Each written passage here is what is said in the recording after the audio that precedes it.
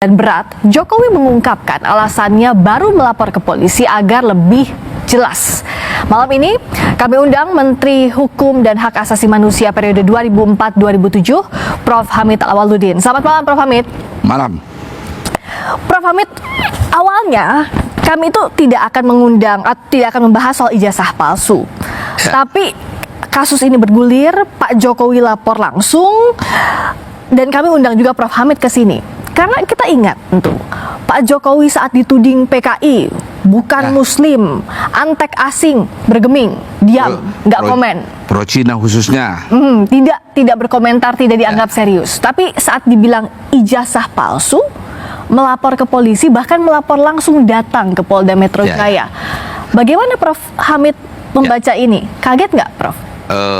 Saya tidak kaget. Kenapa kalau melihat memang gayanya Pak Jokowi. Gayanya maksudnya gimana? Gayanya senang playing victim, seolah-olah dijolimi kan? Kenapa bisa membaca itu? Gini, ini sensitif sekali soal ijazah. Kenapa dianggap sensitif? Bukannya ini remeh-temeh, quote and quote soal ijazah? Karena kalau memang terbukti dia ijazah palsu, ya, maka dia bisa dikategorikan membohongi seluruh rakyat Indonesia.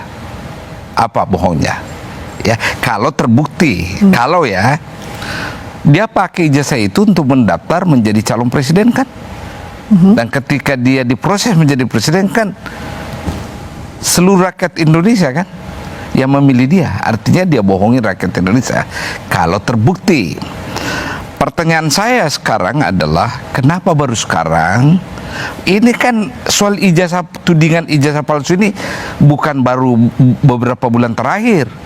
2018 kalau saya nggak salah sudah mulai 2019, ada yang menyoal. 2019. Kenapa? Itu dipakai, dipelihara isu ini, ya, seolah-olah dia dijolimi. Nah, kulminasinya ingin dia buktikan bahwa kalian salah.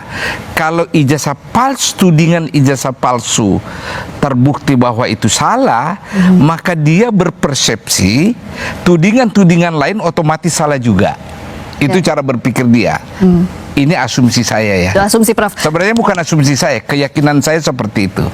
Ini game yang dia mainkan. Kenapa bisa yakin, Prof? Ya melihat gaya beliau. Gaya beliau kan suka memelihara nama dipentaskan. Meskipun sudah selesai presiden, tetap saja kan dia berbuat sesuatu agar dia mentas terus di panggung publik melalui publikasi media massa. Oke, kalau kata Pak Jokowi tadi jawabannya, ya dulu kan masih menjabat, saya pikir sudah selesai. Ternyata masih berlarut-larut sehingga dibawa ke ranah hukum akan lebih baik. Ya, jadi tapi dianggapnya bahwa selesaikan ke ranah hukum. Benar, sudah sekian bulan yang lalu kan dia selesaikan 20 Oktober. Kenapa baru sekarang? Itu masalahnya di situ. Ya, saya tidak mengatakan bahwa ijazahnya palsu atau tidak, tapi rentetan kejadian ini membuat saya bertanya, ada apa sebenarnya? Kenapa baru sekarang? Nah, saya ingin sekali menjadikan kasus itu haknya Pak Jokowi membela diri. Saya ingin lihat sekali keadilan polisi di sini. Kenapa Prof meragukan keadilan polisi? Begini. Beberapa tahun yang lalu, Pak Yusuf Kalla dihantam dengan isu oleh dua orang di sosial media kan. Putri Pak Yusuf Kalla dengan beberapa lawyer mengadukan orang itu dengan pencemaran nama baik, fitnah. Di lembaga yang sama bernama kepolisian. Sampai sekarang kita nggak tahu kemana kasus itu. Tidak ada penjelasan dari polisi. Nah, sekarang Pak Jokowi melakukan hal yang sama dengan motif